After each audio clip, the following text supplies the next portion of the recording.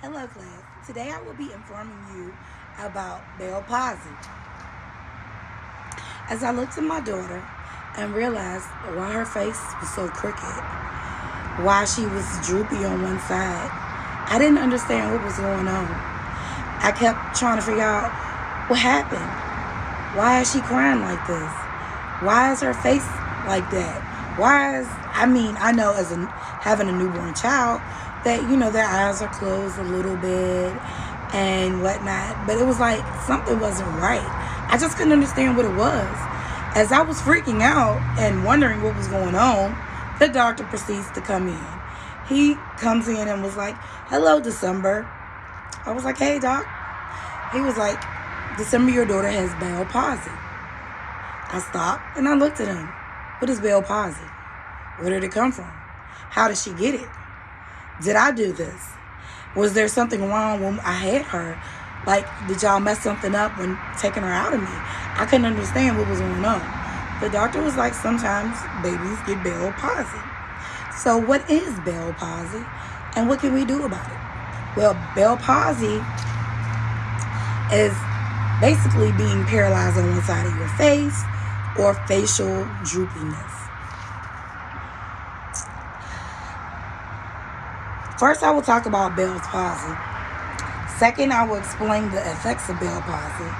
Last, I will speak on what you can do to take care of Bell palsy.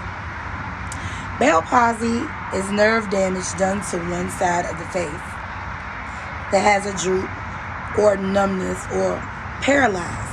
It also can resemble things like a stroke. It isn't a stroke, but it can resemble things like a stroke. According to www.johnhopkins.com, it can occur at any time with anyone, but usually occurs with pregnant people, high-risk people, people with high blood pressure, people with other factors in their life. It is rare that newborn babies get it, but by this time my daughter had caught it or was born with it. So sometimes you can get it as a newborn baby. That's not all the time. It's extremely, extremely rare. Bell palsy comes and goes. It's supposed to last up to 6 months. Sometimes it never goes away. Now that we have talked about what Bell palsy is, we will now talk about the symptoms of Bell's palsy. Some of the symptoms of Bell's palsy are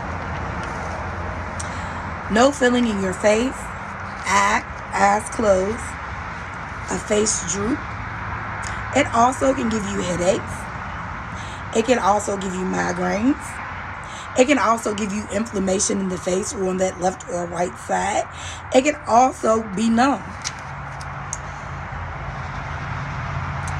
Next, I will talk about what we can do to prevent Bell's palsy. There really isn't a cure for Bell palsy. I mean, they can give you some type of medicine for inflammation of the face, but there's really no cure. Bell palsy doesn't last but 6 months.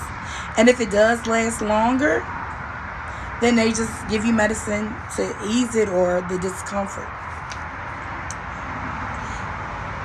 Bell's palsy happens to a lot of people around us. We don't even know it sometimes. Sometimes we think, oh, maybe their face is just like that, or, oh my, they might have just had a stroke. Sometimes it's noticeable, and at other times it's not noticeable. We learned is nerve damage in the face. It only lasts up to 6 months. In some rare cases, it never goes away. That anyone can get it. It's usually more in adults than babies and older people.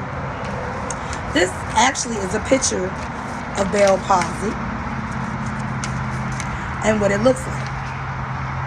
Do you see how the face is crooked like that? And do you see how the lady's face is? See, her face doesn't really show too much of it, but his face shows just a little bit of it.